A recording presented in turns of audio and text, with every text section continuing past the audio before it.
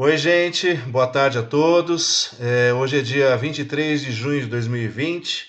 Vamos dar continuidade ao ciclo de palestras da Paleontologia em Casa, promovido pela Sociedade Brasileira de Paleontologia. Está sendo um sucesso, está sendo algo que está agradando a todos e espero que agrade vocês hoje, principalmente porque hoje temos uma convidada muito especial, que é a doutora Silane Caminha. A doutora Silane Caminha, ela é graduada em Ciências Biológicas pela Universidade Federal de Rondônia, teve seu mestrado e seu doutorado pelo INPA, que é o Instituto Nacional de Pesquisas do Amazônia, e fez o seu pós-doutorado pelo Smithsonian Tropical Research Institute. A doutora Caminha, ela é professora da Faculdade de Geociências da Universidade Federal do Mato Grosso, a UFMT. Ela tem isso no campus de Cuiabá. Ela participa como líder de grupo de pesquisa Paleontologia do Mato Grosso e também é pesquisadora do grupo Palinologia da Amazônia, tá? A doutora Silane Caminha vai falar hoje para nós sobre paleopalinologia, o que, para quê e como, ok? Então, queridos, obrigado novamente pela presença. Eu vou passar a palavra agora à professora, mas antes disso eu gostaria de falar algumas coisas em relação à sociedade. Estamos com preços promocionais para alunos, então deem uma olhada lá no site da SBP para vocês verem o prazo e as condições de pagamento, tá? E pagamento para pessoas com condições de aluno, né? E eu queria que vocês prestassem atenção.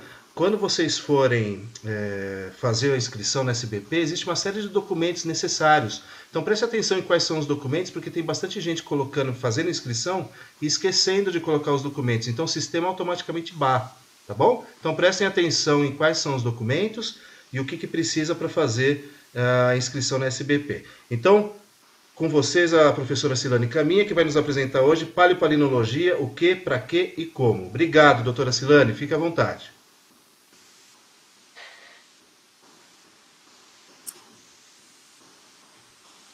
Vamos lá, Renato. Deixa eu ver se eu consigo. Renato, então eu apresento aqui, certo? Isso. Pode colocar que eu falo para você se está aparecendo. Vou apresentar agora a tela inteira.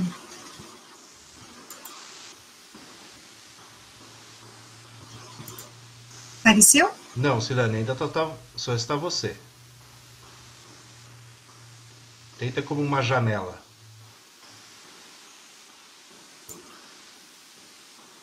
Isso. Compartilhar. Agora sim. Sim. Perfeito. Espera aí. Olá, pessoal. Muito boa tarde a todos.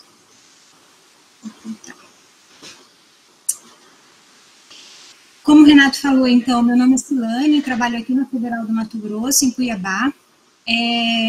Conheço alguns de vocês, então, muito prazer em revê-los, por mais que não esteja vendo. Para os outros que eu ainda não conheço, eu espero encontrá-los aqui em Cuiabá ano que vem, durante o Congresso Brasileiro de Paleontologia. Então, a gente se vê por aqui. Mais uma vez, Renato, muito obrigada pelo convite. Pessoal, muito obrigada pela presença de vocês aqui nessa live. Então, o título da apresentação é Paleopalinologia, como alguns amigos dizem, é um trava-línguas, né?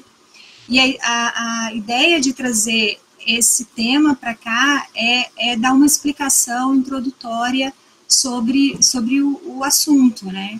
Então, e por isso, um título tão informal. O que é, para que serve e como fazer. Então, conceito, aplicações, algumas aplicações da paleopalinologia e que métodos que a gente emprega. Trago aqui o símbolo do laboratório, que é uma grinsdália. Já a gente vai falar um pouquinho mais sobre ela. Vamos lá, então.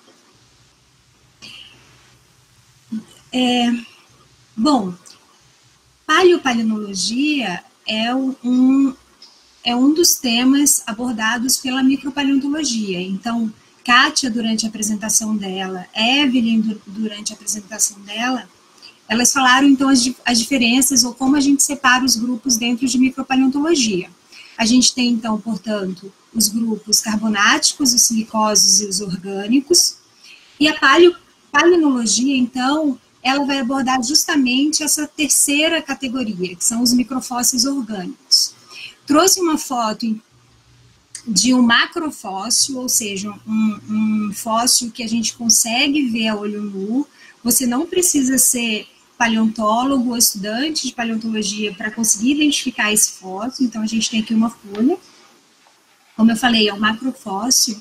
Se a gente tirar aqui um pedacinho dessa rocha, onde está essa folha, e se a gente preparar esse material no laboratório, a gente vai conseguir, então, concentrar um monte de microfóssil orgânico desse material. Quando eu falo um monte, eu estou falando centenas e muitas vezes milhares. Então, o macrofóssil, ele dá uma informação e acaba que os microfósseis conseguem complementar toda essa informação com por exemplo, informação sobre as espécies que viviam associadas a essa planta que deu origem a essa folha do macrofóssil, por exemplo. Então, tá. Falei para vocês que a paleopalinologia se preocupa com o estudo dos microfósseis orgânicos. Mas qual é o conceito disso? Separei aí no título desse slide paleo de palinologia, porque provavelmente vocês já ouviram falar em palinologia. A gente associa palinologia aos estudos de grãos de pólen e de esporos. E, realmente, quando o termo foi oficializado lá em 1940, ele foi descrito como estudo de grãos de pólen e de esporos. No entanto, quando a gente aplica isso ao conhecimento paleo, ao conhecimento antigo, esse conceito ele é muito mais abrangente. Então, conseguimos aí estudar muito mais do que pólen e esporos, e sobre essas categorias a gente vai falar um pouquinho sobre elas ao longo de toda essa apresentação. Não necessariamente vocês trabalhando com paleopalinologia, mas esse livro é um livro super comum para quem estuda, é a Bíblia dos Paleopalinólogos, de um autor que faleceu há alguns anos, Travers, e é ele que traz esse conceito que eu trago para vocês também. Como é que ele define a paleopalinologia? Ele define como a ciência do que cair na rede é peixe. Parece engraçado e realmente é engraçado. Mas, na verdade, essa aplicação ou esse conceito quer dizer o quê? Que tudo o que for orgânico e concentrado de uma rocha pode ser considerado um objeto de estudo para paleopalinologia. Então, a maior parte desses fragmentos, desses micro-organismos, eles são conhecidos como palinomorfos. Mas existem outros fragmentos também que não são palinomorfos, são os que podem, eles podem ser encontrados nessa lâmina também. Então, trago aqui uma ampliação da foto, a gente pode ver aqui esporos, pólen do Cretáceo, então uma infinidade de coisas estudadas pela paleopalinologia. Então, vocês viram que o que cai na rede é peixe. Então, o que acaba caindo na rede acaba sendo, então, diversos micro-organismos, fragmentos, que muitas vezes não têm uma afinidade natural. Então, é muito diversa a atuação das pessoas que trabalham com paleopalinologia. Normalmente, a gente tem especialistas em grãos de pólen, especialistas em quitinozoários, especialistas em acritarcas, que são esses grupos que a gente encontra aí nessas lâminas de acordo com o período que a gente esteja trabalhando. Dito isso, então, peraí, o que cai na rede é peixe, mas que rede é essa? Essa rede que acaba selecionando o que vai ser estudado pela palinologia acaba sendo método de preparação. Então, a gente sabe que uma rocha é composta por elementos inorgânicos, e agora a gente sabe que por elementos orgânicos também.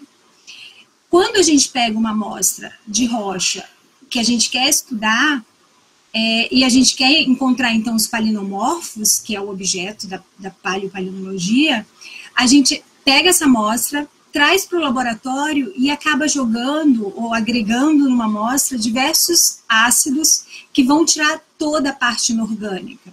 Que ácidos são esses? Então, a gente tem aqui, ó, dissolução da parte carbonática da rocha, retirada principalmente pelo uso de ácido de HCl, de ácido clorídrico. A gente tem a dissolução de silicatos, que é retirado da rocha, principalmente pela adição de HF, ácido fluorídrico, um ácido super forte. E o método, por mais que exista aí todo esse organograma de explicação de como o método funciona, é principalmente aplicado, portanto, para separar, para tirar, para eliminar a fração inorgânica da rocha. Então, depois disso, algumas pessoas utilizam cloreto de zinco ou bromofórmio. Logo após, dependendo do que exatamente, do objetivo do seu trabalho, você oxida a amostra, algumas pessoas peneiram, e aí sim você consegue, desse resíduo que aí sim está orgânico, trazer e concentrar e olhar toda essa composição em uma lâmina palinológica. Uma das linhas do título é como fazer, né? Então, essa é a preparação química da palinologia.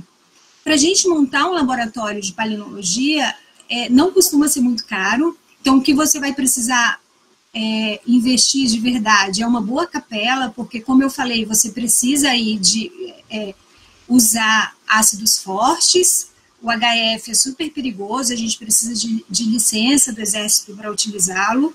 E a gente vai precisar também de equipamentos de microscopia.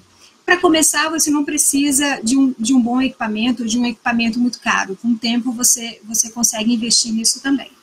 Então, tá. Uma boa capela e, claro, instruções de segurança para o uso desses ácidos e um equipamento de microscopia para conseguir identificar os palinomorfos. Paleopalinologia, então, estuda palinomorfos. A partir de agora, eu vou começar a dar nome a esses grupos de palinomorfos que a gente encontra. Antes, só um pouquinho, eu esqueci de falar uma coisa. Por que a palinologia, um dos conceitos de palinologia, portanto, o que cair na rede é peixe, ou seja, o que resistir à adição desse monte de ácido vai virar o peixe, e essa resistência ela é ocasionada porque a parede dos palinomorfos muitas vezes tem uma composição química que é muito resistente.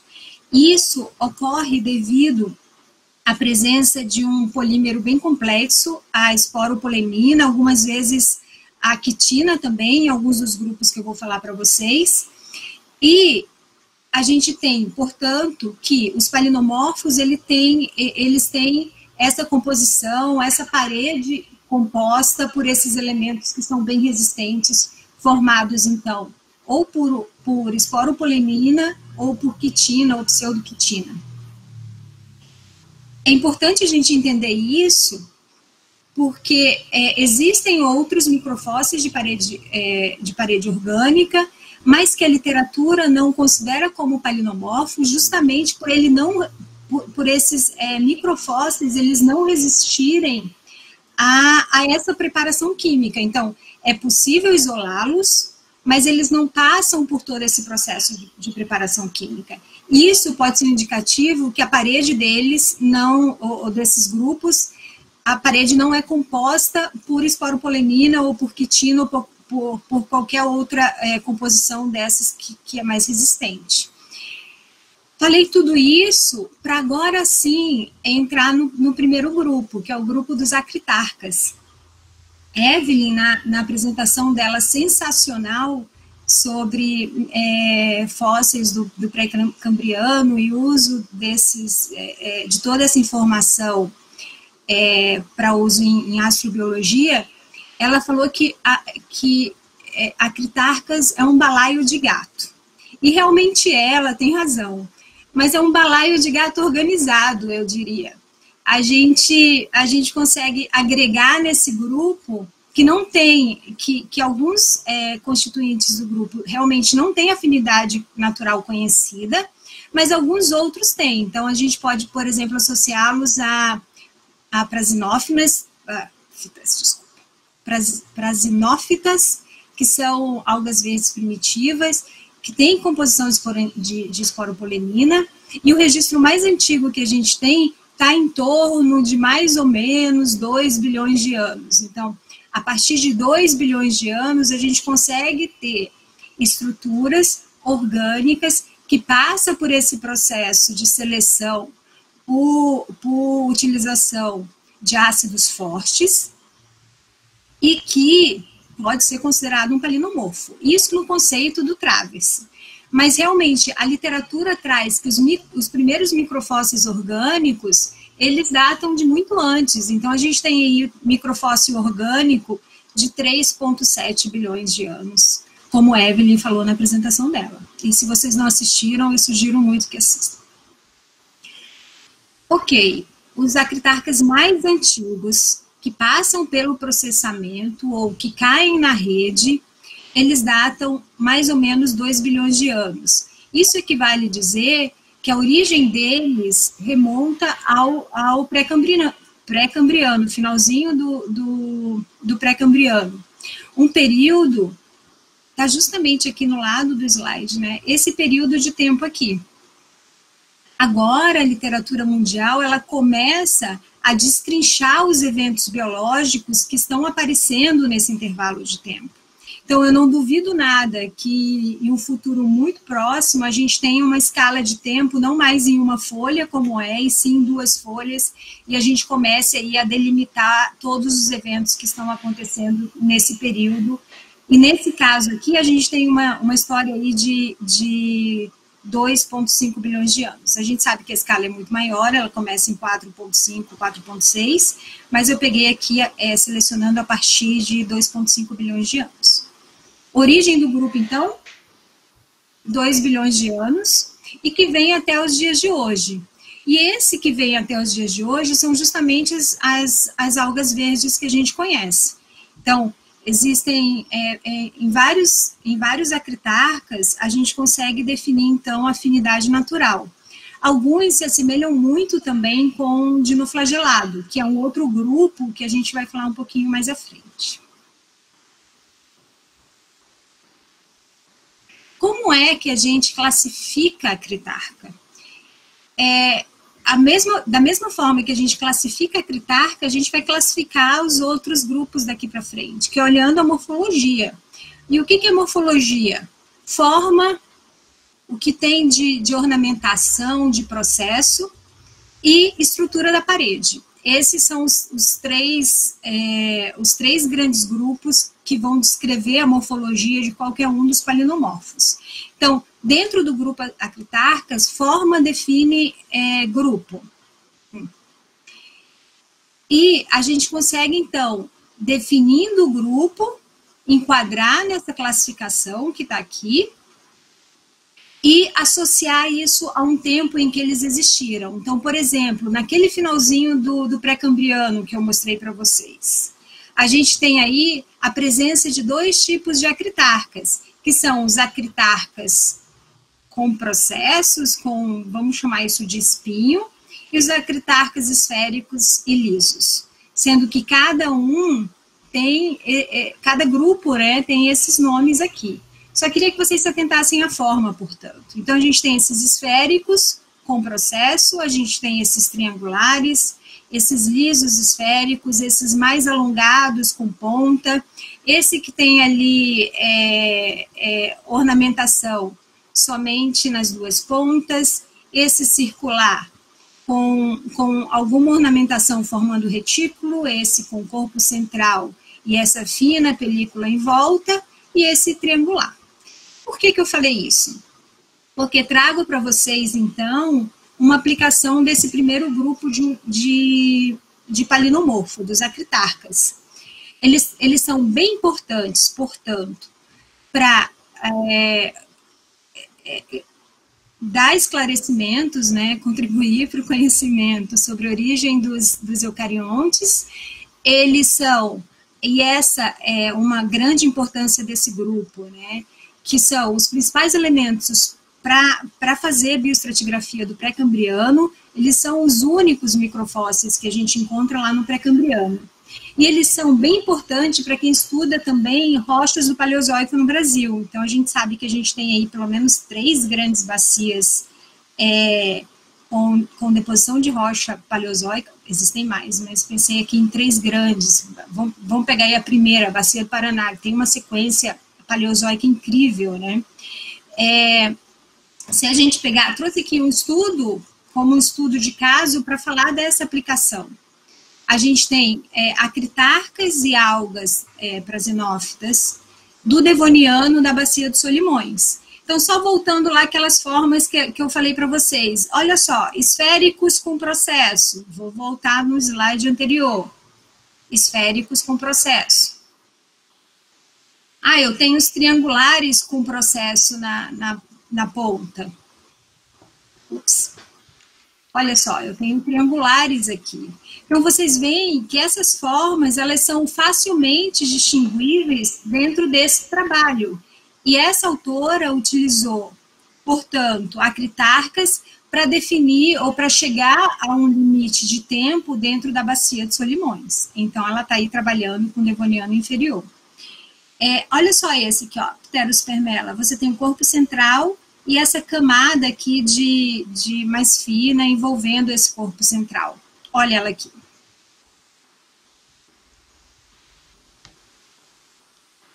Uma outra aplicação que eu trago, portanto, do uso de acritarcas é nesse trabalho do pessoal lá da UFPA, liderado pelo professor Afonso Nogueira, ele estudando aí sedimentos do Neógeno quaternário da Bacia de Solimões, ele percebeu muito material retrabalhado, então ele estava trabalhando aí com uma sequência dos últimos 20 milhões de anos, e na lâmina palinológica que ele estava analisando, ou que eles estavam analisando, eles encontraram essas formas aqui, olha só. Lembrando muito, então, esse triangular que vocês já conhecem, com alguns processos na ponta. Trazendo aquele estudo que eu mostrei para vocês anteriormente, olha só, ele se parece muito com esse acritarca que a Rubinstein estudou, olha aqui ele. E além de muitas outras conclusões, uma das conclusões que o pessoal lá da UFPA chegou é que a deposição desse material retrabalhado, né, veio de um outro lugar, de uma rocha mais antiga, e acabou sendo depositado nesse pacote de rocha aí de 20 milhões de anos. Então, por morfologia, ele conseguiu dizer que é retrabalhado. E daí ele conseguiu também, esse é o ponto dele do Neógeno quaternário estudado, e ele conseguiu, então, ver que bem aqui do lado da área de estudo dele, ele tem afloramentos paleozoicos também. E tem também uma zona aqui de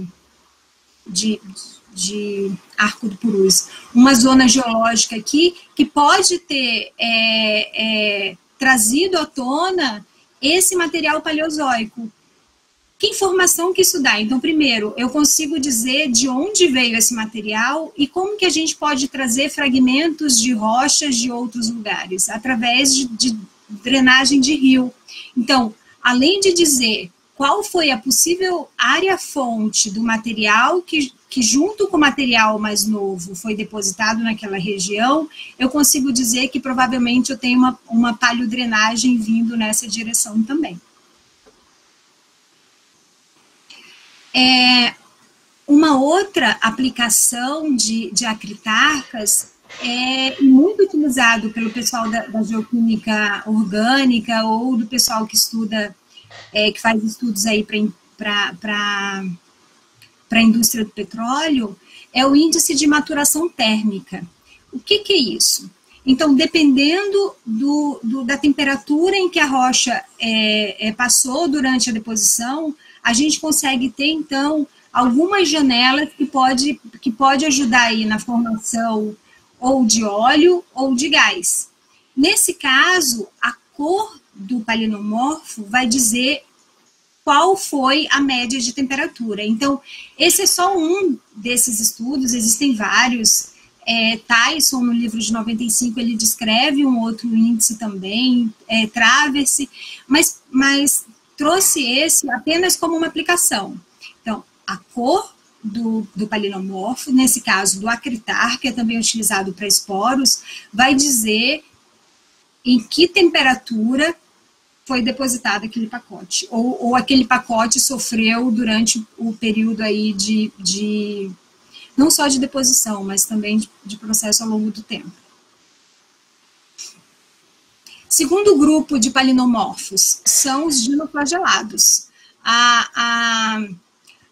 O livro de microfósseis traz aí como definição da etimologia da palavra dinoflagelados como chicotes rodopiantes. Achei bem interessante isso, porque fala justamente sobre a morfologia do flagelo. Então, esse aqui é um dinoflagelado recente. A gente tem aqui, a movimentação dele acontece por movimentação de flagelos. A gente tem aqui, então, um flagelo longitudinal e outro transversal. Dinoflagelados, a origem dele é descrita aí como Triássico, mas existe uma zona, uma sombra que antes do Triássico, que é justamente o momento em que a morfologia dele começa a ficar muito parecida com a morfologia de alguns acritarcas, principalmente desses acritarcas desse grupo aqui. Então, existem diferenças morfológicas entre esses dois grupos, mas às vezes é tão sutil, que por morfologia não dá para separar. Triássico, portanto, é o período de tempo associado à origem dos dinoflagelados. Então, fica com essa ideia aí na cabeça que a gente também tem morfologia que pode aí pegar o finalzinho do Paleozoico, então morfologia que mais ou menos se assemelha. Isso poderia dar uma indicação que dentro do grupo do Acritarcas também a gente poderia ter parentes próximos dos dinoflagelados. Não falei, mas tanto a acritarca como o dinoflagelado, eles são células eucariontes, né? Eles são inseridos aí no reino protista, são unicelulares, alguns acritarcas, eles são cistos de organismos eucariontes multicelulares também, e eles compõem, então, os principais grupos de plâncton presentes em ambientes marinhos. No caso do acritarca, ele foi o único, talvez, ou pelo menos conhecido, grupo de plânctons, desculpa, ou seja, que faziam parte ali da cadeia de produtores primários do pré-cambriano, então provavelmente os únicos. E no Paleozoico, eles tiveram um boom, eles tiveram uma abundância muito grande também nos mares do Paleozoico e acabaram dominando também essa coluna de água como produtores primários e tudo isso. Então, tanto dino como acritarca a gente associa a animais marinhos. No entanto, a literatura traz aí como 90% da composição atual de dinoflagelados é composta por organismos marinhos, mas a gente tem alguns grupos também que podem viver ali na costa e continente. Vamos lá, então. Durante o ciclo de vida dos dinoflagelados, a gente tem, então, a forma dele, que é a forma móvel, então ele tem uma teca cobrindo a forma móvel dele. Com o tempo, ó, aqui, ó, essa é a fase móvel, e daí você tem um processo de enquistamento, né, que ele entra ali em um estágio de dormência, que é justamente nessa fase que vai se formar os cistos de dinoflagelados que são tão importantes para a palinologia, para a paleopalinologia. Então, o estudo deles, eu trouxe essa foto para mostrar a relação entre essa teca, que é perdida, ela não é fossilizada, e o que é fossilizado, que faz parte. Então, vamos lá. A teca, ou seja, essa estrutura que no fóssil a gente não vê, ela é formada por diversas placas. E o que a gente vê são... Então, se perde a parte externa dele, o que a gente vê é essa estrutura aqui interna. Aí uma pena que cortou. Mas olha só. Quais são os critérios que a gente utiliza para classificar dinoflagelados? Tamanho e forma, organização das placas na parede. Então, por mais que você perca essa camada externa, muitas vezes a inserção dessas placas no cisto, a inserção deixa uma marca. E isso é objeto de estudo durante a classificação deles. Tipo e forma da abertura do dinoflagelado, deixa eu ver se eu tenho alguma aqui. Então, essa abertura muitas vezes é causada justamente pela divisão que vai voltar de novo à fase móvel, né? Então, é uma zona de fraqueza do cisto, muito utilizada para classificação. Nessa foto aqui, a gente pode ter uma provável abertura desse arqueopilo ou arqueópilo, dependendo de quem está falando. Tipo e tamanho de processo. Então, se o processo ele é contínuo ou oco, se ele bifurca, trifurca, ou se tem várias outras terminações, tudo isso é importante. E ornamentação da parede também. Então, visto que vocês já viram o que a gente leva em consideração, olha só. Então, isso aqui é uma placa com um processo dentro. Não falei, mas uma coisa importante para a gente classificar dinoflagelado também é esse cinto que tem no meio dele, ou seja, esse símbolo que tem no meio dele também. Trouxe um vídeo para vocês para a gente fazer uma viagem por dentro de um dinoflagelados. Então, a gente tem ali, vou repetir, é um vídeo super curto, deve ter 10 segundos, foi feito pelo pessoal lá do Semps, no Rio, então agradeço muito pela imagem, uma imagem feita pelo meu celular, por isso que tá ruim. Mas olha só, nessa imagem a gente consegue ver exatamente toda a morfologia que eu falei para vocês. Então, vocês têm aqui o processo, como ele bifurca, você consegue ver a placa por dentro dele, ou como ocorre a distribuição desse processo, e por fim você sai do dinoflagelado por aquela abertura que eu falei para vocês. Eu acho essa imagem muito sensacional e muito didática também. Além do que está colorida. Deixa eu sair daqui, deixa eu sair do dinoflagelado. Dinoflagelado é um grupo bem importante para estudos de bioestratigrafia, e aqui no Brasil mais importante ainda, porque ele é muito utilizado pela indústria do petróleo, não só pela indústria do petróleo, mas a definição dele em relação a resolução dele em relação à idade, utilizado nessas bacias marginais brasileiras aqui, é um grupo bem importante. Então, você consegue ver eventos de primeiro aparecimento, último aparecimento, e a resolução dele aqui, por exemplo, utilizando só o Cretáceo.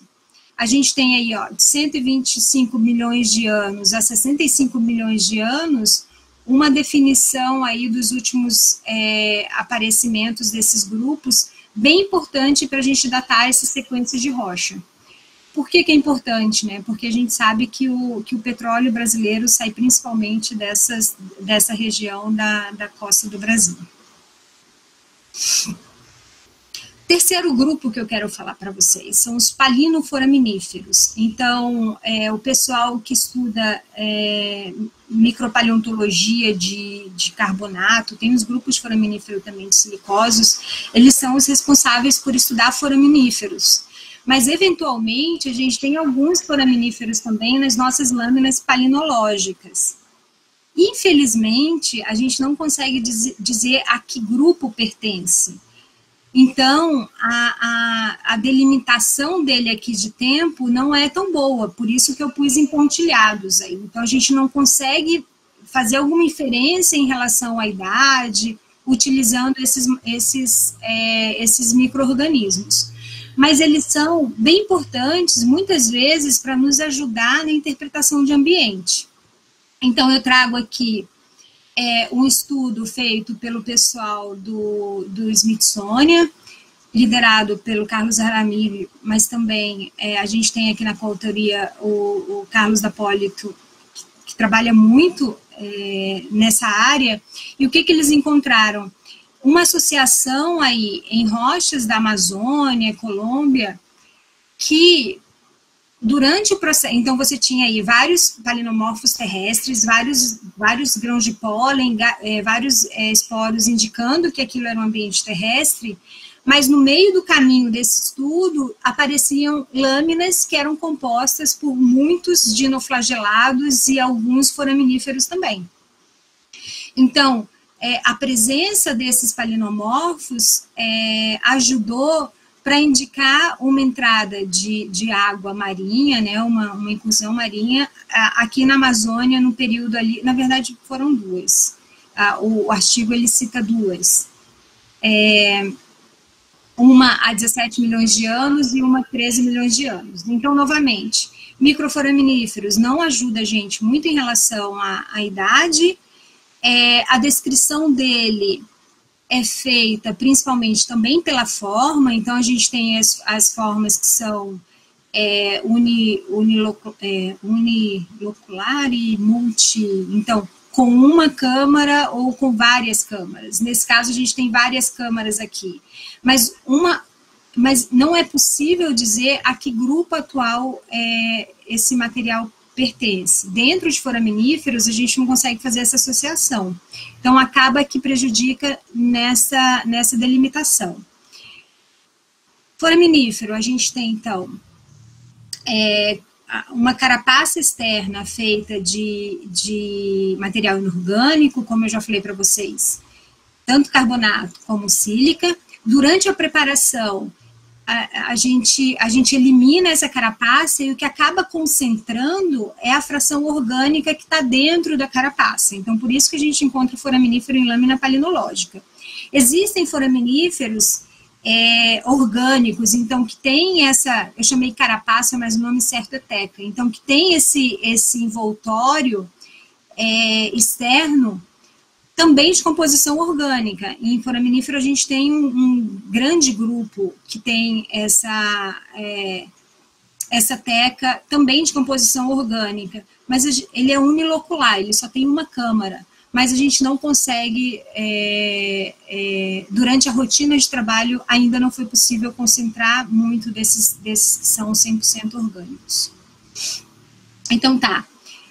Apesar de não, e só enfatizando isso, apesar de não ajudar a gente em relação à idade, eles são importantes para conseguir definir aí o que acontece no paleoambiente ao longo do tempo.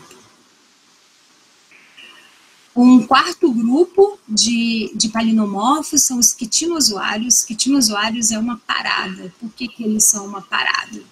Porque a delimitação dele entre origem e extinção é muito curta.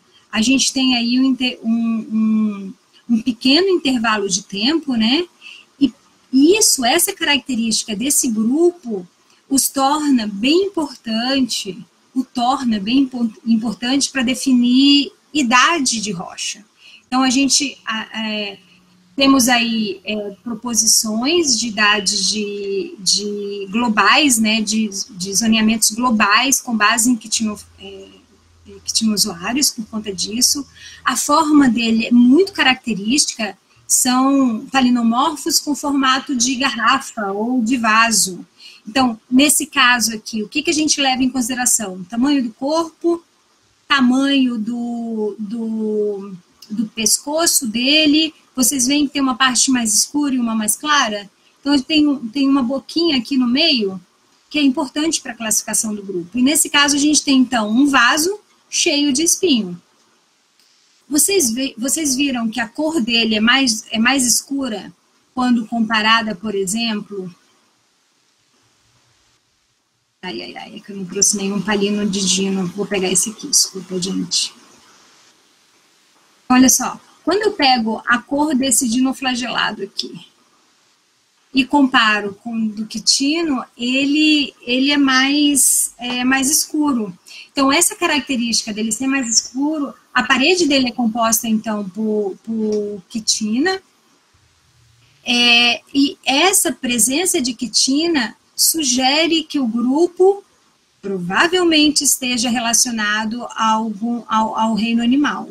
No entanto, como ele se extingue aqui no final do Devoniano, a gente não consegue fazer nenhuma associação com organismos que vivem atualmente. Então, essa sugestão de afinidade ainda é uma interrogação. A gente não consegue definir exatamente a que grupo pertence.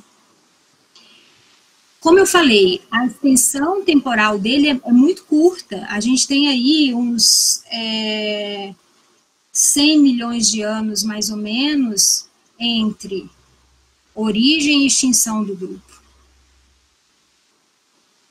A forma dele também é bem distinta, então a gente consegue ver organismos com corpo alongado, com pescoço curto, com espinhos. Então, essa diferença morfológica ao longo do tempo permite que a gente consiga delimitar muito bem como era a morfologia dos grupos,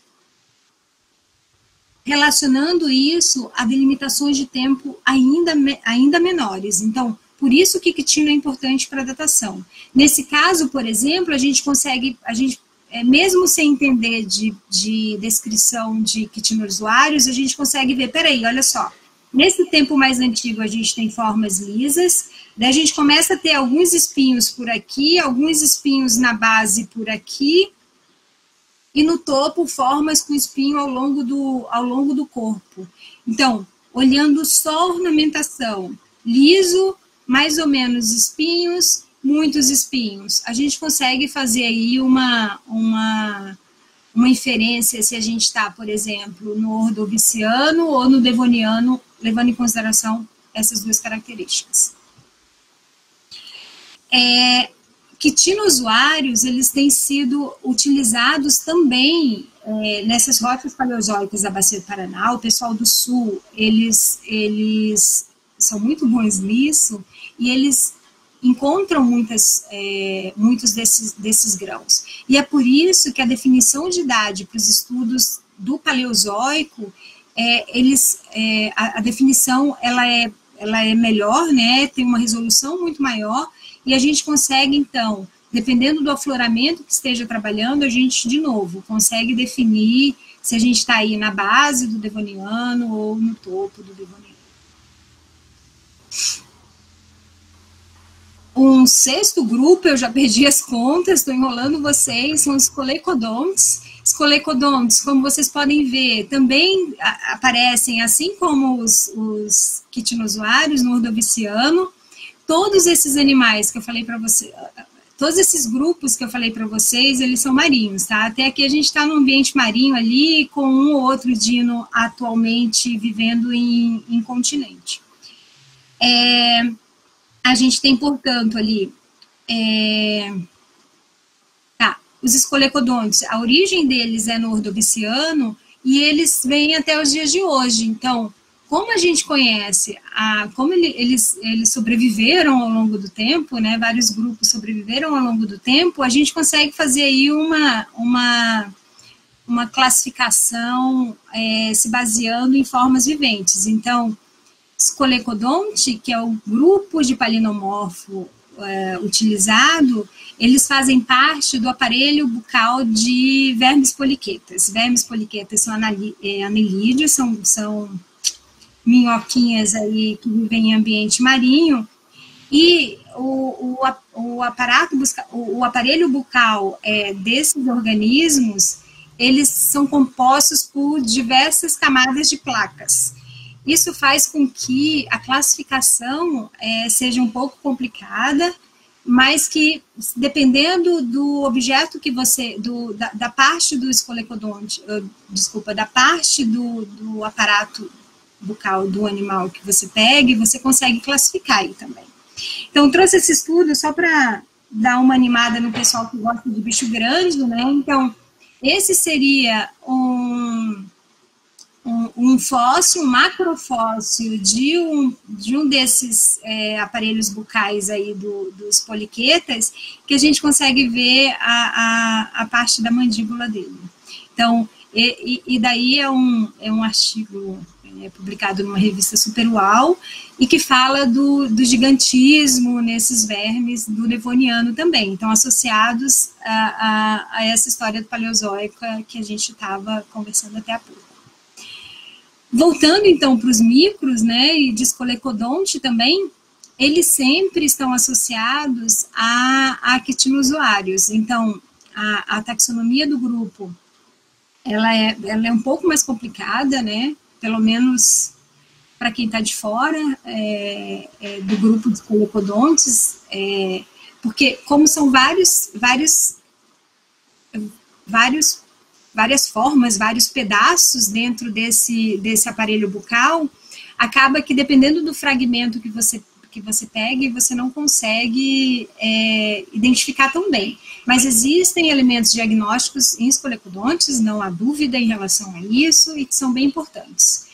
Como eles estão associados a quitinozoários, e vocês lembram, quitinozoário é bem importante para os zoneamentos globais, a gente também consegue associar para a parte do siluriano e devoniano, ordoviciano, siluriano e devoniano, essa presença com o tempo também. Então, eles são importantes para a bioestratigrafia.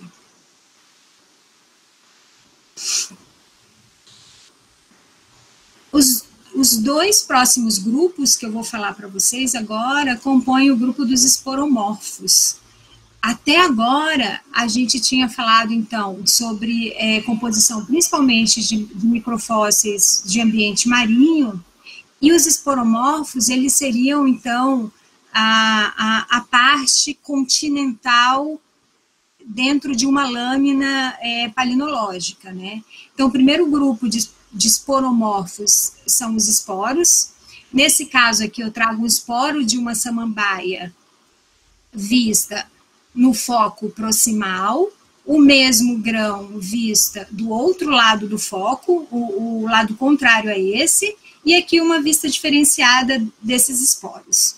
Origem dele é ordoviciano, então se a gente tem samambaia hoje em dia, o Licófita, significa que a gente consegue aí definir a afinidade natural de boa parte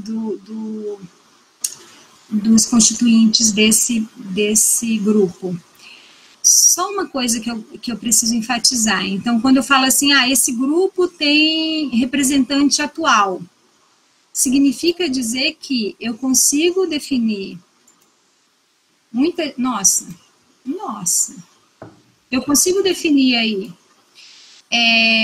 afinidade natural, mas dependendo do tempo que eu desça na escala de tempo, as afinidades, nesse caso, botânicas, elas vão sendo prejudicadas, porque quanto mais a gente desce no tempo, mais o nosso desconhecimento aumenta. Só para ficar claro, então, a gente tem esporos tanto em briófitas como em pteridófitas. Quem estuda fungo, a gente associa também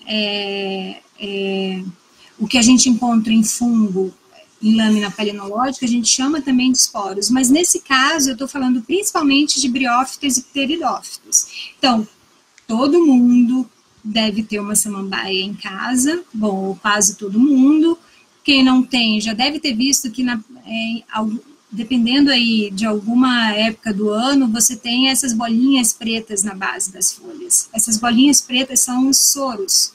Esses soros, eles são, na verdade, estruturas chamadas... Na verdade, em um soro eu tenho vários esporângios, e dentro dos esporângios eu tenho esses micrósporos aqui dentro. Então, vocês estão vendo esporos, eles fazem parte, então, da fecundação da planta, né? Do ciclo reprodutivo da planta. Então, se é ciclo reprodutivo, eu tenho processos meióticos, né? Eu tenho processos meióticos envolvidos. Então, olha só, a meiose diz o quê? Que para uma célula você tem 4 células iguais, não é isso? Então, o que a gente tem aqui dentro do esporângio é 1, 2, 3, e do outro lado, que eu não consigo ver aqui, 4 células. Então, dentro do esporângio eu tenho tétrades eu tenho 4 células de esporos. Se vocês prestarem atenção, portanto, olha, esse aqui é uma unidade, é um quarto dentro desse pacote aqui. E daí, uma das classificações que a gente utiliza em esporos é se ele tem marca, se ela é monolete ou se ela é trilete. Não sei se vocês já ouviram falar sobre isso, mas daqui a pouquinho eu entro um pouquinho mais em detalhe. Mas o que é uma marca trilete? É a marca deixada nesse pequeno aglomerado aqui, que representa a junção dessas células dentro do esporângio. Então, olha só, imagina que eu tenho aqui 1 quarto, 2 quartos, se tivesse uma outra célula em cima, 3 quartos, 4 quartos. Ok, vocês entenderam. Então, olha só, eu posso ter em descrição, em classificação de esporos, portanto, a abertura é uma característica bem definida. Eu posso ter, então, formas com marca trilete, como eu já mostrei para vocês. Eu também tenho esporos de marca monolete, significa que lá na divisão celular, ao invés de um pacote com 4, eu tenho 2 pacotes com 2. Então, a monolete significaria que eu teria aí uma célula junto com a outra célula e as outras 2 ali grudadas também, mas não deixando a junção entre as 4. E eu também tenho os grãos sem aberturas, que são os grãos aletes, e quanto mais a gente desce no Paleozoico, mais esses grãos eles aparecem. Outras características para levar em consideração também. Eu tenho forma, então, se a forma é circular, triangular no caso dos triletes, ou se ela é reniforme, no caso dos monoletes, ou alguma outra forma. Outras estruturas que eu preciso levar em consideração também é divisão da parede do grão. Isso é bem importante quando a gente estiver descrevendo formas. Terceira característica é ornamentação. Ornamentação a gente já viu lá em quitino, né, que é tudo que a gente consegue ver que esteja envolvendo o grão. Nesse caso, então, vocês igual nem precisam entender de morfologia de esporos para ver que a gente tem espinhos, e a ornamentação dessa realmente é equinada ou espinhosa. Liso, verrucado e verrucado também. Outras denominações de ornamentação, a gente pode ver aí nos guias de identificação de esporos, fossulado, escabrado, gemado, enfim, existe uma infinidade delas. Segundo grupo dentro dos esporomorfos, e na verdade eu devo estar aí no 8º dentro dos palinomorfos, né, são os grãos de pólen. Então a gente tem os esporos associados às plantas inferiores, pelo menos a gente chamava assim antigamente, né? Desculpa aí se tem alguém trabalhando com pteridófitas e que não gosta, mas então, principalmente briófitas e pteridófitas licófitas. E a gente tem pólen a partir de um grupo das plantas superiores, gimnosperma e toda a variação dela, e angiosperma.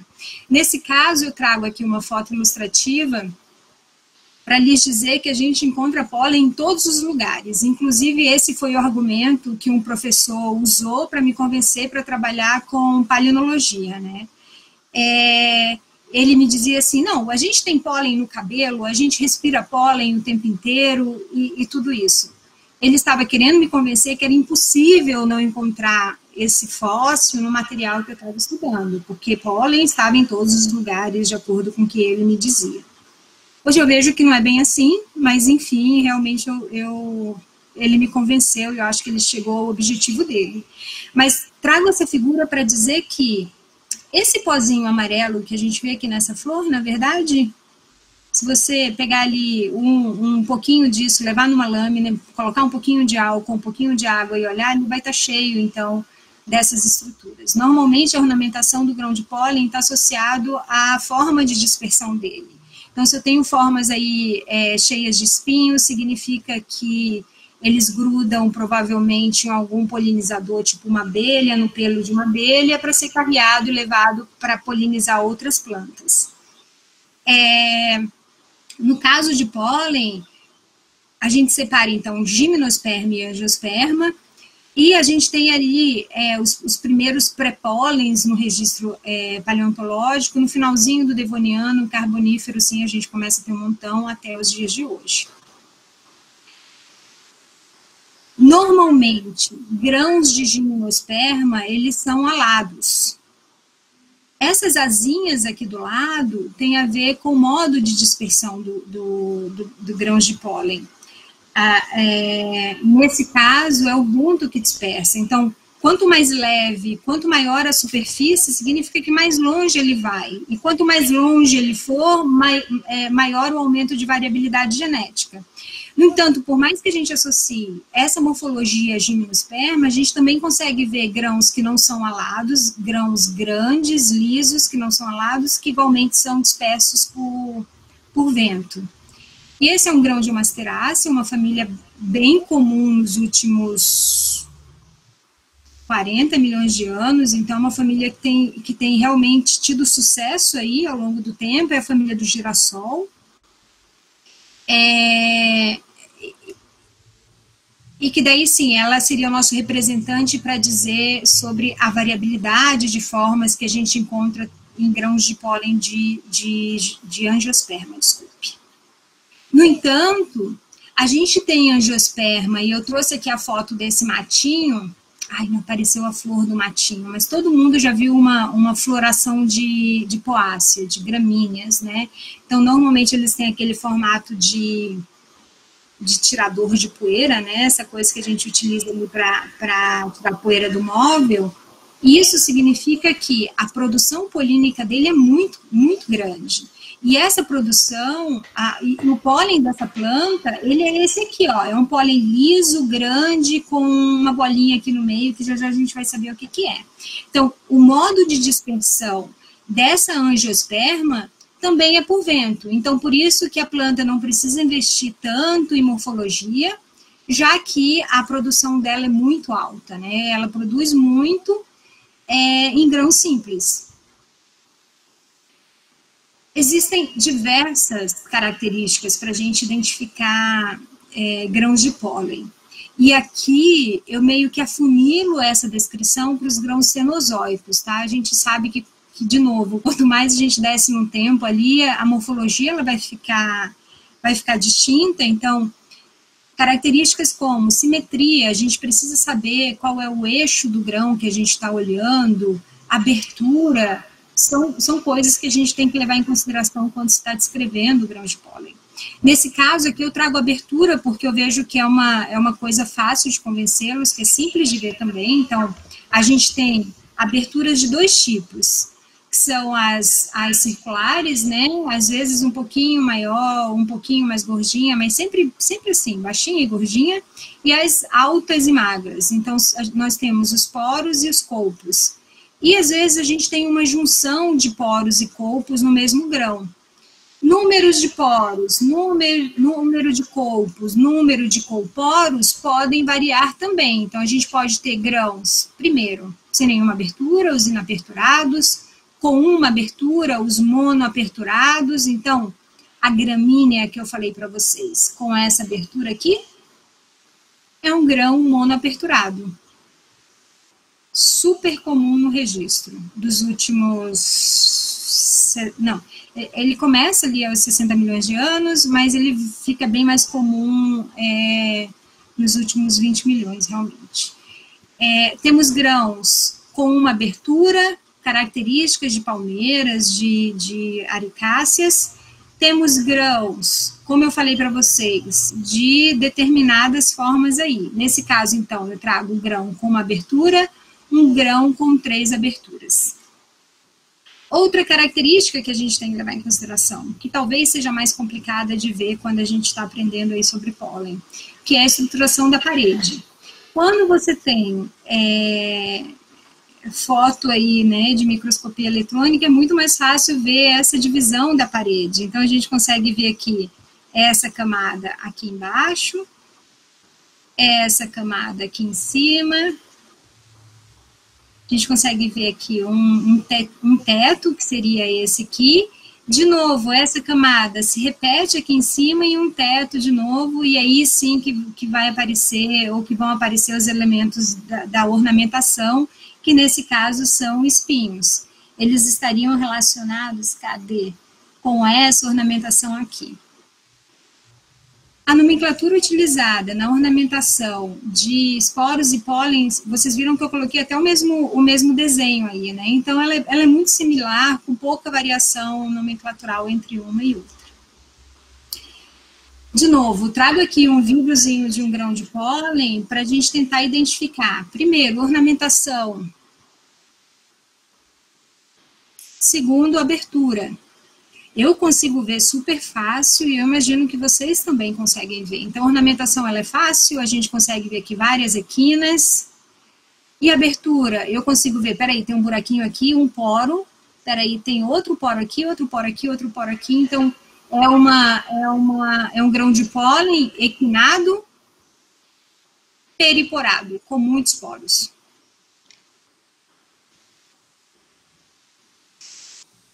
Aplicação da polenologia, né, da palinologia que estuda grãos de pólen. Existem várias aplicações e eu trago aqui uma, máximo 2, já não me lembro, mas ela pode ser utilizada, na verdade ela é muito utilizada para definir mudança de vegetação acontecida aí no quaternário, que é um reflexo da mudança do clima, né, então se muda o clima, a vegetação responde muito que imediatamente. Então, quaternário, a palinologia do quaternário é super bem desenvolvida. No Brasil, nós temos grandes grupos de quaternaristas que trabalham com isso. Arqueologia, a gente consegue, então, por exemplo, utilizar informações palinológicas para dizer qual foi o que os povos antigos eles plantavam para se alimentar. É só um exemplo. Trago aqui um trabalho do Marcelo Carvalho e colaboradores lá do Museu Nacional, de 2017, que eu acho super didático. Na verdade, o trabalho ele é muito bom, mas as ilustrações são muito didáticas, né? Então, ele trabalhou com eventos de mudanças climáticas registrados no Cretáceo brasileiro. E o que ele encontrou? Ele tinha, na verdade, o artigo descreve que no Cretáceo brasileiro existe uma predominância muito grande de conífera,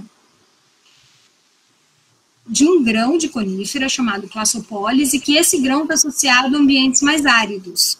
Então, ele pegou todos os registros, pelo menos registros de 2 poços aí dessa sequência, e fez a distribuição desses, tanto de grãos de pólen como de esporos ao longo do tempo. E o que ele encontrou? Ele encontrou, então, uma parte mais basal, dominada por essa vegetação característica de ambiente mais seco, então ele consegue ver ali um cenário seco, mais árido para o Cretáceo, e que evolui para uma fase mais úmida, características, na verdade, a característica que ele utilizou para inferir essa fase mais úmida foi a presença de grãos de pólen de uma espécie lá de coníferas, mas principalmente presença de esporos na associação. Então, a gente tem o Classopholis dominando a parte inferior e esses esporos dominando a parte superior desses registros. falei para vocês lá que quanto mais a gente desce no tempo, maior nosso desconhecimento aumenta, né? Então, o presente é a chave para entender o passado, ele se aplica até determinada faixa de tempo ali, né?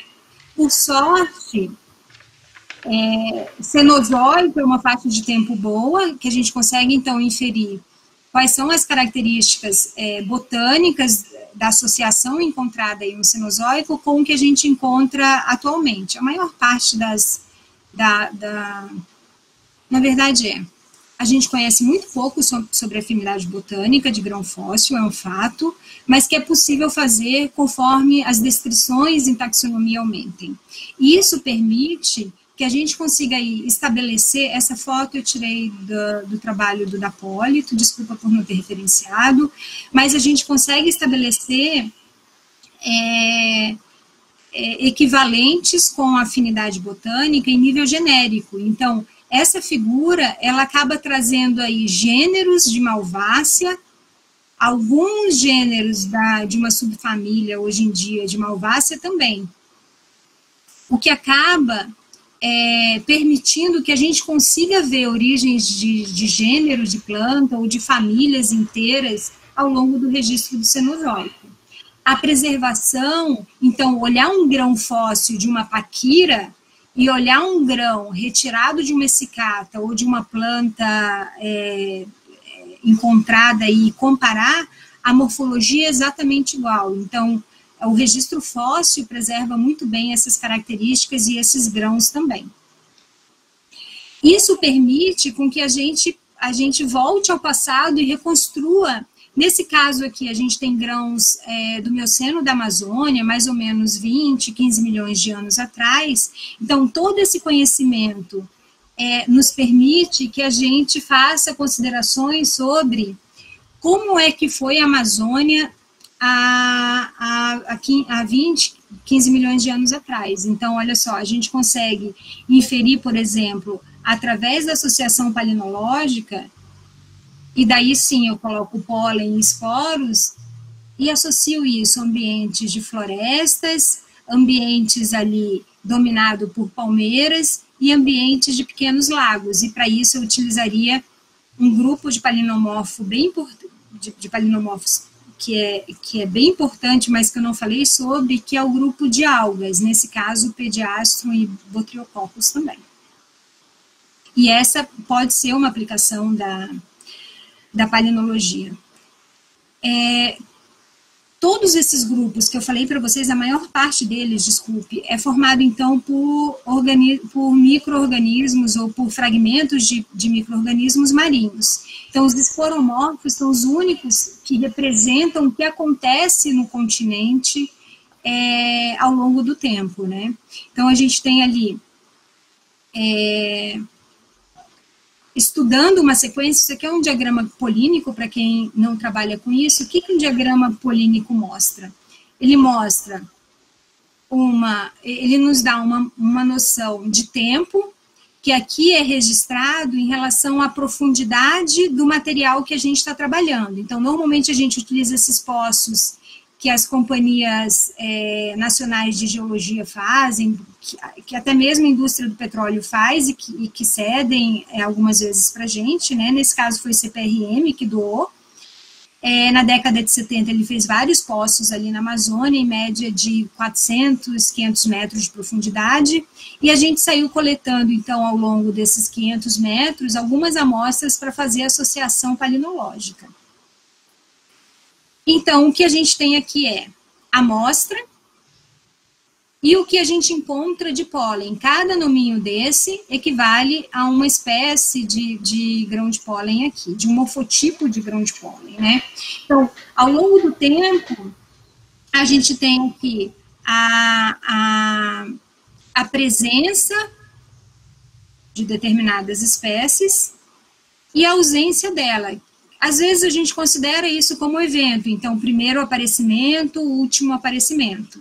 Outras vezes a gente vê que, não, olha só, por exemplo, essa apareceu aqui, ela parou aqui, mas a gente tem pequenos registros, então, de fato, essa extinção nunca aconteceu, né? Mas, a partir do momento que a gente organiza esses dados, a gente consegue fazer uma relação entre coisas mais antigas, coisas mais recentes.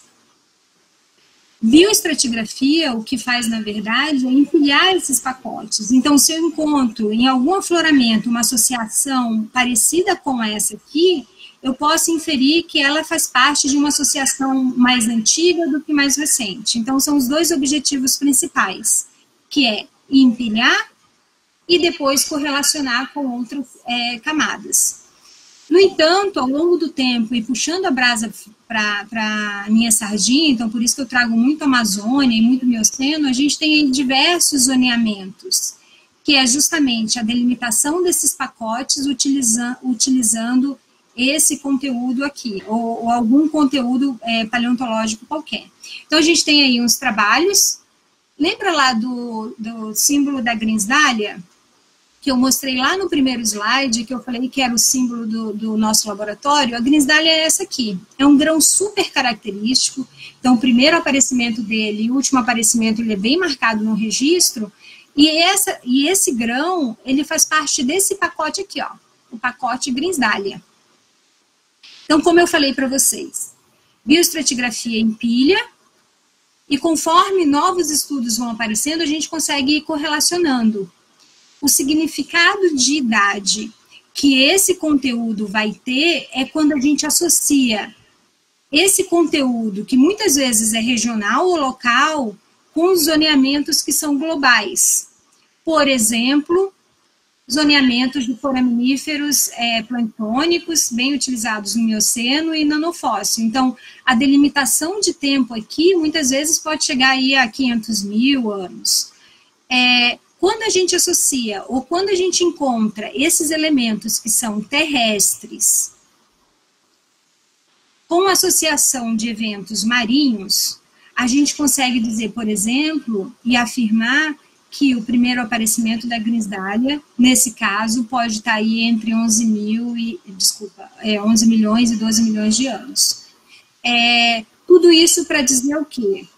Que esporomorfos são importantes marcadores continentais, mas que conforme a abrangência de estudo vai aumentando, a gente pode associar isso com os zoneamentos que são mais amplos e muito mais delimitados. E por isso a gente às vezes também consegue fazer uma delimitação muito boa em relação à idade do material que a gente encontra aqui no continente. Já encaminhando para o final, eu não tenho ideia de quanto tempo eu estou falando. Você pode me ajudar, Renato? Você está falando há 1h10, Silane. Mentira, Renato. Estava com medo de falar em 20 minutos tudo isso. Mas, não, fica sossegado que está excelente. Está excelente, fica tranquilo. Já caminhando para o final, eu tenho aí Palinofaces, que é um estudo também muito utilizado. Na verdade, é um estudo que utiliza fragmentos ou constituintes aí de uma lâmina palinológica e muito utilizado pela indústria do petróleo.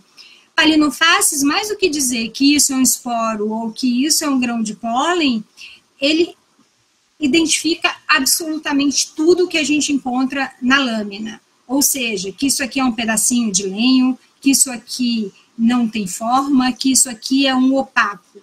Então, ele cria categorias para fazer uma reconstrução paleoambiental muito mais precisa com todas essas informações. Palinofaces, por si só, é uma palestra à parte, então tem um método muito bem estabelecido, enfim, vale a pena vocês procurarem saber sobre, porque é bem importante e bem bacana esse estudo. E quando eu ponho nesse slide aí outras cositas mais, eu estou falando que eu deixei de falar um montão de coisa e peço desculpas para vocês sobre, né? Não falei sobre fungo, não falei sobre alga, não falei sobre as diversas aplicações que determinados grupos têm, principalmente em reconstruções paleogeográficas, mas chegou uma hora que eu tinha que tomar partido e escolher algumas dessas aplicações e foi isso que eu fiz. De novo, enfatizando, palinologia é muito importante porque, através do estudo dela, a gente tem, então, uma cobertura do tempo aí muito grande, a gente consegue através de paleopalinologia, estudar desde rochas do pré-cambriano até as coisas mais recentes, e uma característica dela é justamente essa associação entre ambientes terrestres e ambientes marinhos. Então, quando eu consigo, me passou batido, mas pólen, ele pode entrar na corrente de ar, ou ele pode ser carreado através do sistema fluvial e ser depositado em ambiente marinho, né?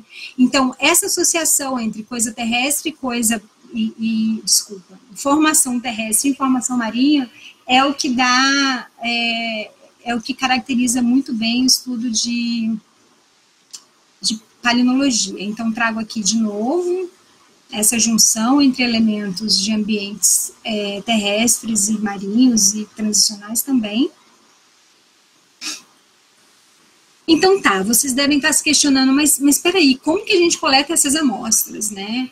E já até falei para vocês, a gente pode ter então amostras retiradas através de testemunho ou amostra de calha, que precisa de uma análise um pouquinho mais especial, e que vem aí através de indústrias que investem realmente nisso, né, na recuperação dessa quantidade de rocha.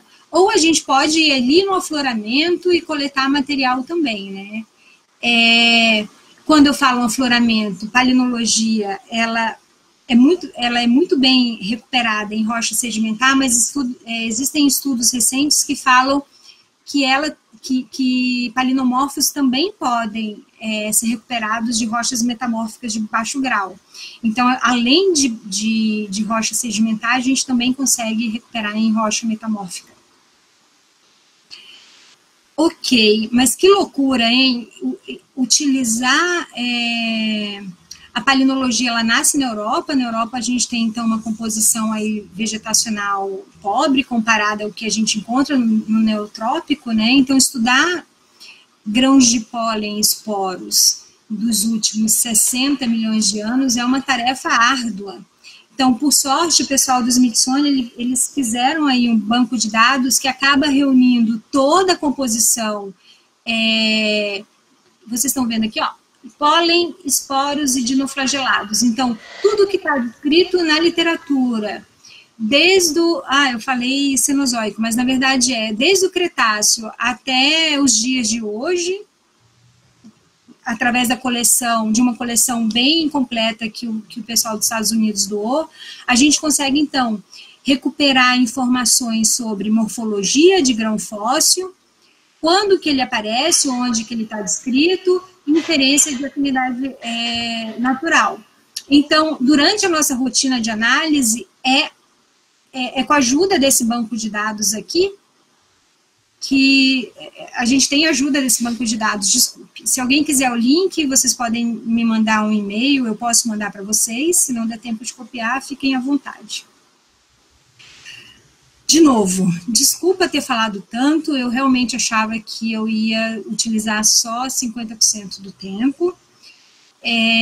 Gostaria de convidá-los, ou reforçar o convite, já que eu comecei a apresentação falando sobre, né? Então, a gente tem uma previsão aí de um congresso, em uma época que a gente não pode fazer muita previsão, mas a gente prefere ser otimista, né? Então, julho e agosto de 2021, próximo congresso de paleonto vai ser aqui em Cuiabá. Nenhuma carta, nenhum convite formal ainda foi feito, porque a gente realmente está esperando algumas informações aí de como será, né? Um segundo convite que eu queria fazer para vocês é sobre o encontro de palinólogos norte-americanos ou americanos, né? Sociedade de Paleontologia Americana, que vai acontecer lá em Manizales, no período de 8 a 12 de agosto de 2021. Manizales, para quem não conhece, é a cidade do Juan Valdez, provavelmente vocês já ouviram falar desse café que tem, então é a cidade do café colombiano. É uma cidade linda, pequena, que está a 5.000 metros de altura. Agradeço, então, a vocês, desculpa mais uma vez ter falado tanto, a Faculdade de Geociências aqui da UFMT e a essa galera aí que me acompanha há tanto tempo e que está junto comigo mesmo nesse momento que a gente está separado, né? Brigadão, para todos vocês que trabalham comigo e para todos vocês que me assistiram agora. Fantástico, Silane, parabéns. Não precisa pedir desculpas por falar mais, porque o tema é super interessante, tem que falar mesmo. Sim. Se tem tema, se tem temática, tem que falar, né? Gente, E desculpa. eu vou começar, Silane, se você me permite, a fazer algumas perguntas Claro. que o pessoal foi fazendo para ti, tá? Antes de mais Tá, nada, falar Renato, que eu não te vejo. não está me vendo, é só fechar a apresentação. Cadê a apresentação? Agora eu te vejo. Sim? Ok. Então, o pessoal adorou a sua palestra, Silane, parabéns. A gente teve uma média de 87 pessoas durante toda a sua palestra, então foi bastante gente assistindo. A Taluane Silva, a Vero, né? Eu estou falando os nicks aqui que eu não sei o nome. O Yuri Almeida, a Anne Nogueira, a Aline Freitas, a Hélida Pantaleão, a Lídia Azevedo, a Carol Faveri, a Romina Kim, todos agradeceram e falaram que sua palestra foi muito boa. Inclusive uma pessoa aqui que parece ser sua sobrinha, uma tal de Ana, não sei se é verdade ou não, mas ela se nomenclaturou como sua sobrinha, agradeceu a palestra, tá? A gente tem algumas perguntas, Silane. A primeira delas é da Ana Nogueira, da Federal do Pará. Na verdade, são duas que eu vou fazer de uma vez só, tá? A primeira parte dela, ela pergunta se os quitinozoários eles poderiam ser tecamebas, porque eles são muito parecidos. E a segunda pergunta dela, na verdade, é sobre a maturação térmica e coloração dos palinomorfos. Se você sabe como ela se define. Por exemplo, se a coloração mais escura está relacionada a alguma fase de maturação. Tá. Em relação aos quitinozoários, então a gente tem aí os microfósseis em formato de vaso, que agora estão sendo recuperados lá do pré-cambriano, que realmente tem uma associação as pessoas sugerem aí afinidade com tecameba. Em relação à literatura, eu não li nada, Ana, sobre afinidade de quitino. O que a literatura me diz é afinidade desconhecida, por mais que se pareçam. Eu não conheço muito sobre morfologia de tecameba, para ser sincera, assim. Legal. Sobre a maturação térmica. Desculpa. Maturação térmica em palinomorfo, você precisa associar isso a várias outras informações. Então, carbono orgânico total, essas coisas que o pessoal da geoquímica orgânica faz, a gente precisa associar isso. Melhor forma que a gente tem para saber sobre maturação térmica é a análise de vitrinita.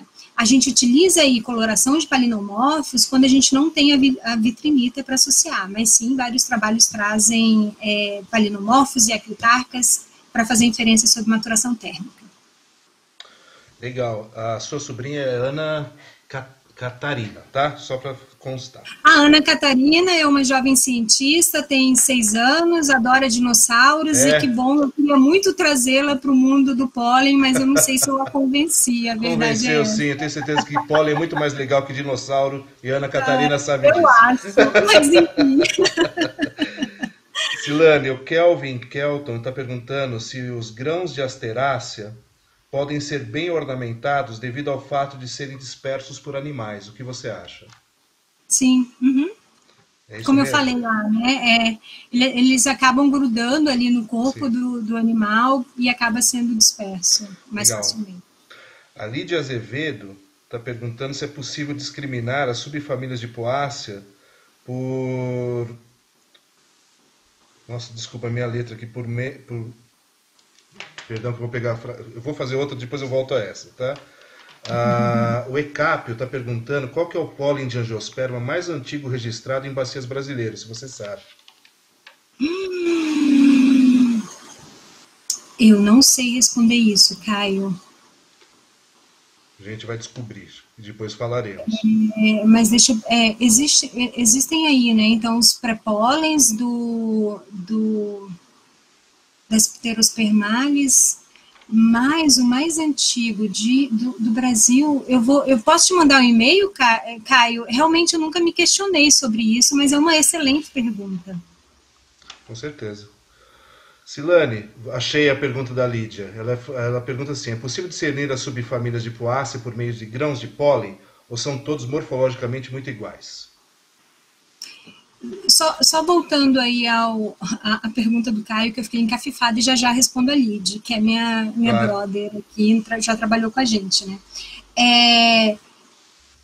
Ele falou grãos de pólen de angiosperma, né? A gente tem aí, então, Pólen de a angiosperma. literatura traz, então, Cretáceo inferior para essa origem, a gente tem aí os grãos da bacia do Araripe, mas eu realmente estou te enrolando, Caio, eu não sei, eu estou tentando fazer algumas suposições, eu te respondo com mais detalhes sobre.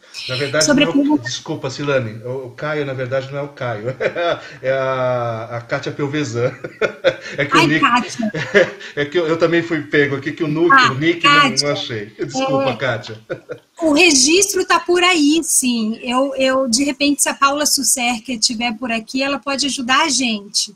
Mas eu fico te devendo essa pergunta, mas está por aí, está esse Cretáceo inferior aí do Nordeste, né? Precisar onde, eu não sei te dizer. Sobre a pergunta da Lid, o pessoal do Sul, eles fizeram um livro sobre grãos de poácea, determinando aí os gêneros, levando em consideração, então, os gêneros recentes que temos. E eles viram que existe uma relação de tamanho, eles conseguem separar alguns gêneros aí. Antes desse livro, eu falava que não era possível, por mais que houvesse algumas tentativas, alguns trabalhos relacionados a isso. O que eu sei, Lid, para estudar aí, associado aos teus fósseis grandes, fitólito poderia ser uma boa ajuda. A gente consegue uma resolução boa se encontrar fitólito, por exemplo, no material, mais do que o grão de pólen da poácea. Mas dá uma olhadinha nesse livro que eu acho que vale a pena também. Legal. Desculpa para a Kátia também. Kátia, desculpa, que eu Kátia, li aqui, eu li Ecápio, nem me veio a cabeça, peço desculpas. Bem, a apresentação da Kátia foi muito sensacional. Ela apresentou assim, relaxada, tipo, tô numa conversa informal, boa, né? Um dia, quando eu crescer, vai ser bem assim, Kátia. Silane, a Aline Freitas está perguntando se você poderia falar, está pedindo, na verdade, se você pode falar um pouquinho sobre o paleoambiente do Mioceno na região amazônica. Nossa, eu tentei trazer aí informações sobre isso, né, nas diversas aplicações, mas realmente muitos trabalhos saíram ou estão saindo aí na literatura em relação a essa reconstrução. Temos uma floresta muito parecida, ou com uma composição palinológica muito parecida com o que a gente encontra hoje em dia. Saiu um artigo recentemente do pessoal da USP, a Cabani, eu acho que é o sobrenome dele, dela, agora em 2020, que faz análise palinológica de amostras associadas à várzea e igapó. Então, eu acho que com esse novo estudo a gente vai aproximar cada vez mais essa composição aí da floresta com as coisas que estão...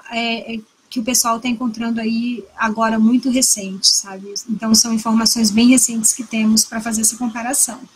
Mas, Aline, é uma palestra à parte falar sobre Mioceno da Amazônia, a gente pode conversar sobre aí. Ah, tá, então, de repente, ela pode ter ficado curiosa. Ao longo do registro desse Mioceno, a gente tem ali na parte inferior, a literatura traz como existindo um ambiente mais parado, provavelmente um lago que existia, um sistema mais parado, a gente não tinha um sistema fluvial tão bem desenvolvido como temos hoje em dia, porque a gente tinha, a cordilheira ainda não era completamente soerguida, né? Então a gente conseguia ter mais água parada. E daí, conforme acontece o soerguimento dessa parte da cordilheira andina, a gente tem ali a criação de uma grande parede, um sistema fluvial vindo com toda a força. Então, o sistema que a gente conhece, ele nasce nessa história, e a floresta também, a floresta de terra firme, os elementos de floresta também nascem nessa história. E ao longo desse tempo, a gente tem aí alguns elementos de entrada, ou evidências de entrada e saída da água do mar. E essa poderia ser uma explicação, por exemplo, para a gente ter aí tantos elementos de de vida marinha adaptada, né? Peixe-boi, enfim, é uma discussão à parte, não necessariamente associada a essa história miocênica também. Legal, ela se deu por muito contente pela resposta, está agradecendo Ai, aqui.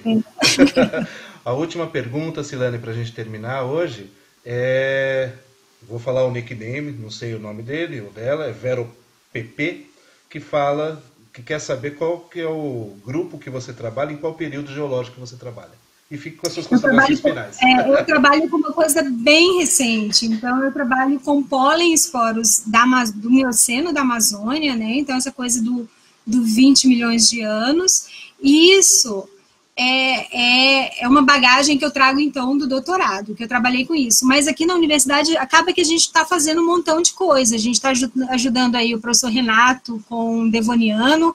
E, Renato, esse devoniano tem de verdade, assim, eu estou empolgada e Vitor sabe disso. Ótimo. E agora a gente tem um projeto aí em conjunto para estudar o proterozoico da Bacia do Parecis. Então, eu estou também agora entrando no pré-cambriano. Muito bom, muito bom. Então tá ótimo, Silane, mais uma vez, muito obrigado. A SBP agradece a sua disponibilidade para falar para a gente aqui. Foi uma palestra excelente, eu tenho certeza que todo mundo gostou bastante. Tem bastante gente ainda agradecendo você pela palestra, né? E eu vou me despedir do pessoal, agradecendo a presença de todos mais uma vez e lembrando que semana que vem a gente tem a última palestra desse nosso ciclo de paleontologia em casa, que é do professor Max Langer, que vai falar sobre dinossauros do Brasil. Óbvio que a palestra de hoje é muito mais legal do que sobre dinossauros, mas compareçam lá para assistir também o professor Max, tá bom? A sobrinha Ana vai gostar muito da palestra do Max. Então já convida a Ana por aí. Obrigada, Renato. Obrigado a vocês. Tchau, tchau, gente. Até a próxima. Pronto, Silane.